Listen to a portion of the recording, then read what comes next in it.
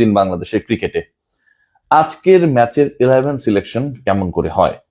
আজকের ম্যাচে পুরো বিশ্ব ব্রহ্মাণ্ডের সামনে ক্যাপ্টেন যাকে উদ্দেশ্য করে, যার ইরেসপন্সিবিলিটি নিয়ে প্রকাশ্যে সমালোচনা করেছেন, সেই ক্রিকেটার আজকে খেলবেন কি খেলবেন না, শামীম হোসেন পাটোয়ারি। খুবই গুরুত্বপূর্ণ দিন সেই সিদ্ধান্ত জানার। যদি তিনি বাদ পড়েন, লিটন কুমার দাসের কলেজে শেষ পর্যন্ত শামীম হোসেন পাটোয়ারিকে বাদ দেওয়া হবে, সেটা নিয়ে কোনো ধরনের সংশয় সন্দেহের সুযোগ নেই। যদি এটা ঘটে, গতকাল যে ঘটনাগুলো ঘটেছিল, বিভিন্ন জায়গা থেকে বিভিন্ন খবরে জানা গেছে লিটন কুমার দাসকে শামীম হোসেন পাটোয়ারি আনফলো করে দিয়েছেন ইনস্টাগ্রামে। গতকাল রাতে 3 থেকে 4 জন ক্রিকেটারের সাথে কথা হয়েছে। বাংলাদেশ দলের এই মুহূর্তের ভেতরের অবস্থা ভয়ঙ্কর, থমথমে, অস্থির, ডার্টি একটা সিচুয়েশন ক্রিয়েট হয়ে আছে। গ্রুপিং এর কারণে পুরো দলে অস্থির অবস্থা, কে থাকবেন কে টিকবেন কেউ জানে না। শামীম হোসেন পাটোয়ারি আজকে যদি বাদ পড়েন, অবস্থা দৃষ্টে মনে হচ্ছে তিনি বাদ পড়বেন, তাহলে বাংলাদেশে অন্য ক্রিকেটারদের ব্যাপারে মোটামুটি, এবং অন্য ক্রিকেটারদের জাতীয় দলের প্রতি, ম্যানেজমেন্টের প্রতি, ক্যাপ্টেনের প্রতি, কোচের প্রতি কনফিডেন্সের জায়গা একটা বড় ধরনের ডিসিশন মেকিং এর পর্যায়ে তারা চলে যাবেন। সেকেন্ড পয়েন্ট যেটা, 11-এ কে ঢুকতে যাচ্ছেন, কে থাকছেন, সব যদি ঠিক থাকে, আজকের ম্যাচে এটা মোটামুটি নিশ্চিত that Zakir Ali Anik is going to B the part of this 11। 11 সদস্যের যেই দলটা, যে ক্রিকেটাররা, যে কন্টিনজেন্ট মাঠে নামবে, জাকির আলী অনিক ব্যাক করছেন। কার জায়গায়, সেই আলোচনায় শামীম হোসেন পাটোয়ারিকে নিয়ে, শামীম হোসেন পাটোয়ারির বাদ পড়া নিয়ে সবচেয়ে বেশি আলোচনা। 11-এ চমক রয়েছে। ব্যাটিং অর্ডারে পরিবর্তন বলতে আসলে এখন পর্যন্ত যতটুকু মনে হচ্ছে ওই একটাই, লোয়ার মিডলের যে জায়গাটা রয়েছে অথবা ফিনিশিং রোলে যে জায়গাটা রয়েছে, সেখানটায় পরিবর্তন ছাড়া ব্যাটিং অর্ডারে আর কোনো পরিবর্তন হওয়ার সম্ভাবনা কম। তবে বোলিং ডিপার্টমেন্টে একটা বড় পরিবর্তনের আভাস রয়েছে। ব্যাটিং ডিপার্টমেন্টে কোথায় পরিবর্তন হচ্ছে একটু যদি আপনার সাথে শেয়ার করি। টপ অর্ডারে যেটা আমরা দেখেছিলাম, সাইফ হাসান এবং তার পার্টনার হিসেবে তানজিদ হাসান তামিম।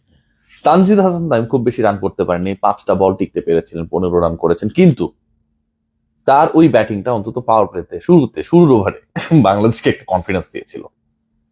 যেই ক্যাচটা তার ধরা হয়েছিল, রোমারিও শেফার্ড যে ক্যাচটা নিয়েছিলেন, সেটা আমার কাছে মনে হয় যে পুরো ওয়েস্ট ইন্ডিজ টিম যে অসাধারণ ফিল্ডিং করেছিল লাস্ট ম্যাচে, তার বিগিনিং ছিল, and that was the best moment they created. So আমার কাছে মনে হয় Tanzid Tamim, he was in a very very good note, but continue করতে পারেননি। আজকে তার জন্য একটা দারুণ সুযোগ রয়েছে। তার পার্টনার হিসেবে আমরা সাইফকে দেখতে পাবো বলে যতটুকু মনে হচ্ছে।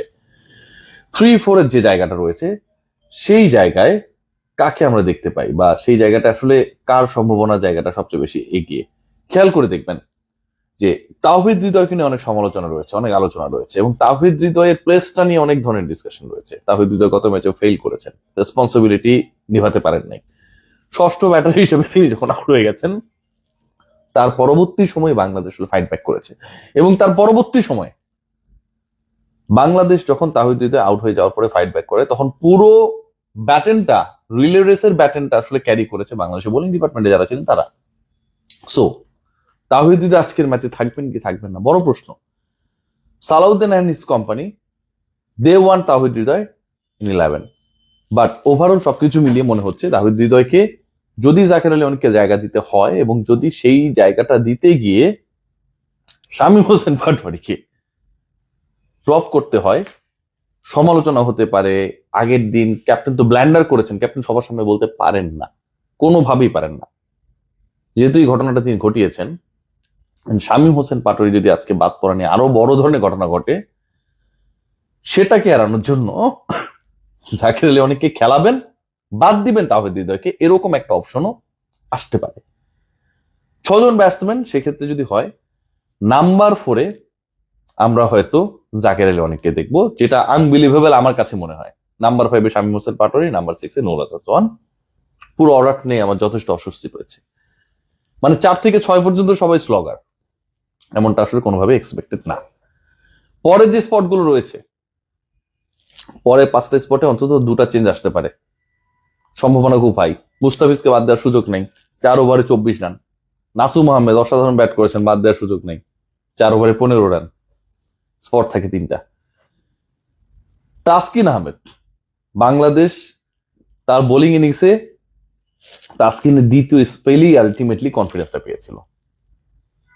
1 ওভারে 2 উইকেট, রানটা আরো অন্যরকম হতে পারতো। ওই সময় ছন্দ পতনের ক্ষেত্রে Taskin Ahmed played big role. 4 over 34 run, একটু কস্টলি, বাট বাকিদের থেকে উইকেট টেকিং অ্যাবিলিটি দেখিয়েছেন তিনি। তাসকিনে থাকে না, আমি কোনো সন্দেহ দেখছি না। তাহলে বাকি থাকলো আরো 2টা। তানজিম সাকিব, অনেক ঠান্ডা লেগেছে। তানজিম সাকিব খেলবেন?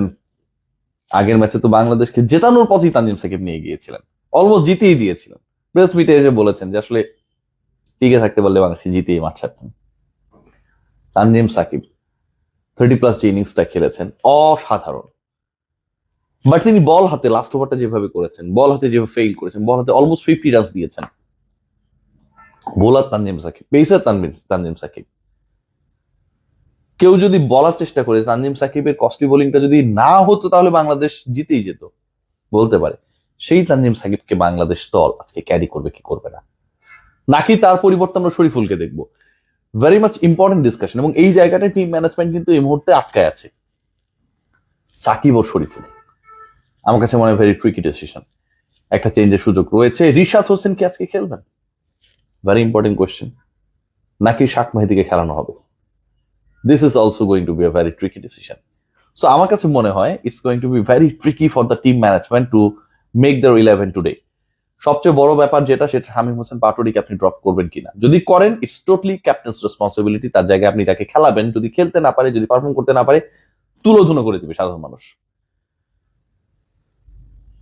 ব্যক্তিগতভাবে শামীমকে যেভাবে অ্যাটাক করা হয়েছে, I don't support that. Captain নিজে ফেল করেছেন, অন্য ব্যাটাররা ফেল করেছে, সোহান ফেল করেছে হৃদয়, ফেল করেছে আপনার কি বলবো, শামীম হোসেন পাটোয়ারি ছাড়া অন্য যে ব্যাটিং ডিপার্টমেন্টে যারা ছিলেন সবাই। সো সবাই ফেল করলো, আপনি দায় দিলেন, দোষ দিলেন শুধু একজনের ঘাড়ে। এটা একসেপ্টেবল না।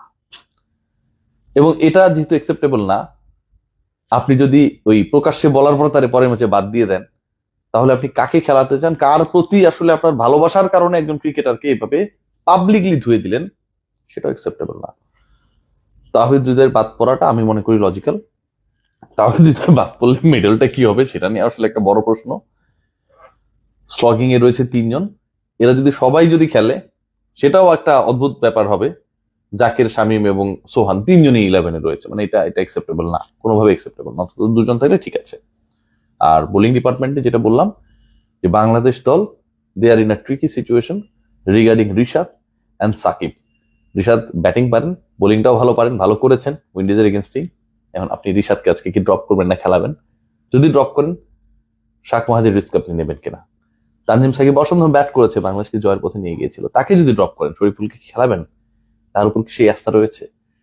Let's see what happen. সবাই ভালো থাকবেন, আমার জন্য দোয়া করবেন। শরীরটা ভালো না, টেক কেয়ার।